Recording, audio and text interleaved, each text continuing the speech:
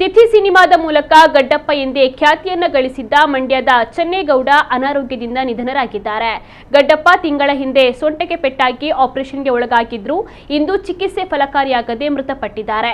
ರಾಷ್ಟ್ರ ಮತ್ತು ಅಂತಾರಾಷ್ಟ್ರೀಯ ಮಟ್ಟದಲ್ಲಿ ಪ್ರಶಂಸೆ ಪಡೆದ ನಿರ್ದೇಶಕ ರಾಮ್ ರೆಡ್ಡಿ ಅವರ ತಿಥಿ ಚಿತ್ರದ ಮೂಲಕ ಗಡ್ಡಪ್ಪ ಅವರು ದೇಶದಾದ್ಯಂತ ಗಮನವನ್ನ ಸೆಳೆದಿದ್ರು. ತಿಥಿ ಚಿತ್ರದ ನಂತರ ಅವರು ತರ್ಲೆ ವಿಲೇಜ್, ಜಾನಿ ಮೇರಾ ನಾಮ್, ಹಳ್ಳಿ ಪಂಚಾಯಿತಿ ಸೇರಿದಂತೆ ಸುಮಾರು 8 ಸಿನಿಮಾಗಳಲ್ಲಿ ಅಭಿನಯಿಸಿದ್ದರು.